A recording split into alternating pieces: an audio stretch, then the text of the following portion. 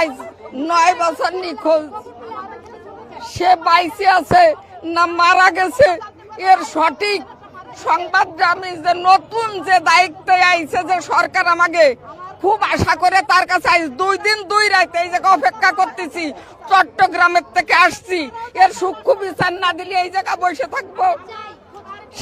সেই সরকারের কাছে আমার আবেদন যে আমাকে এটা জানাই দিক, সে কোন অপরাধে, একটা মানুষ অপরাধ করলে তার ফাঁসি হতে পারে, জেল হতে পারে, তারে করাজ দিতে পারে, কিন্তু আমাকে জানাই দিক যে এই অপরাধে আপনার ছেলে মারা গেছে। মুসা কাঠের ব্যবসা করত আর ইসির সাথে রাজনীতিক ইসির সাথে জড়িত ছিল, বিএমপির সাথে জড়িত ছিল।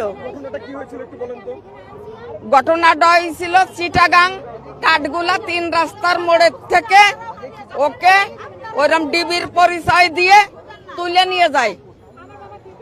নিয়ে যায়। তখন আমরা দৌড়াদৌড়ি করে থানায় যাই, সব অফিস আদালতে সাংবাদিকের কাছে যাই, আমাকে কোনো সাহায্য করে না, আরো অপমান অপদস্থ করে ভয় দেখাই আমাকে তাড়াই দেয়, বলে কি তোমাকে মারিয়ে ফেলবো, জঙ্গলিতে নাম দিয়ে দেবো, হেন করবো তেন করবো, বাস্তি চালি ঘরে থাকো, আমাকে বেরোতে দিই নেই। এই সরকারের কাছে আমার এই দাবি, এই আয়না ঘরের ভিতর কি আছে আমরা দেখতে চাই। নয়তো এই জায়গা জীবন দিয়ে দেবো, ছেলের পিছনে জীবন দিয়ে দেবো। এই জায়গা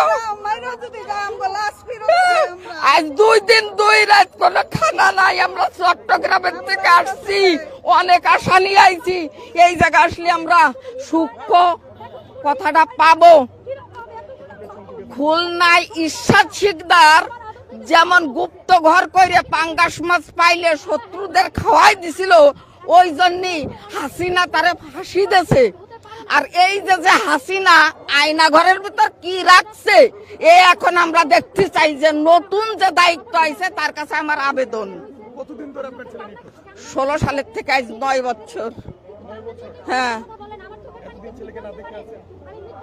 করার কিছুই নাই, পরিস্থিতি শিকার, ওই অপেক্ষায় করতেছি। আমার এই সরকারের কাছে আমি খুব আশা নিয়ে আইছি, সুন্দর সুষ্ঠু একটা চাবো, বিচার পাবো বা সমাধান পাবো। আমার যদি এই বিচার না দেয়, আমি এই জায়গা মাথা ঠুকে এই কাছের ঘরে আমি মরবো। তবু আমি ফেরত যাব না চট্টগ্রাম, তবু ফেরত যাব না। আমার নাম রিজিয়া বেগম। কামরুজ্জামান, কামরুল ইসলাম মুসা। হ্যাঁ, জড়িত ছিল। রিজিয়া বেগম। জি। দর্শক, আপনারা শুনছিলেন একজন বৃদ্ধা মা, যে কিনা 9 বছর পরেও এই মুহূর্তে ছেলের ছবি নিয়ে দাঁড়িয়ে আছে কথিত সে আয়না ঘরের সামনে, যে আয়না ঘরে নাকি গুম করে রাখা হয়, যে আয়না ঘরে নাকি মানুষকে লুকিয়ে রাখা হয়। সে আয়না ঘরের খবর পাওয়া মাত্রই সেই সুদূর চট্টগ্রাম থেকে রিজিয়া বেগম কামরুজ্জামানের তার ছেলে কামরুল ইসলাম তার ছেলের খোঁজে চলে এসেছে।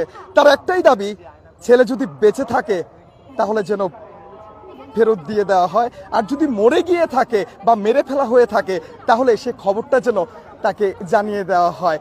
মায়ের কান্না, মায়ের চোখের পানি 9 বছর যাবৎ ঝরছে। দর্শক, বার্তা 24-এ আমি খন্দকার আসিফুজ্জামান এই মুহূর্তে আপনাদেরকে সরাসরি সংযুক্ত করেছি রাজধানীর কচুক্ষেত থেকে, এবং যেখানে আয়না ঘর বিল্ডিং নামে পরিচিত যে বিল্ডিংটি রয়েছে আপনাদেরকে একটুখানি দেখাতে চাই। এই মুহূর্তে যে বিল্ডিংটি আপনারা দেখতে পাচ্ছেন, এই বিল্ডিংটি আওয়ামী সরকারের যখন পতন হয়, আওয়ামী সরকার যখন পদত্যাগ করে দেশ ছেড়ে চলে যায়, তারপরেই কিন্তু এই আয়নাঘরের সন্ধান সবার সম্মুখে আসে, এবং তারপর থেকেই কিন্তু আমরা শুনতে পাই এই আয়নাঘরের নানান ধরনের ঘটনা, এই আয়নাঘরে গুম খুনের আরো কত কাহিনী।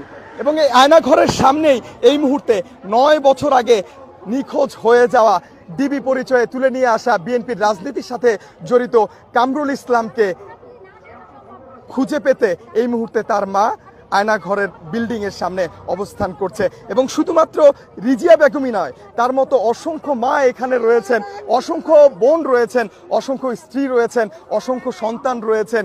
কেউ তার ছেলে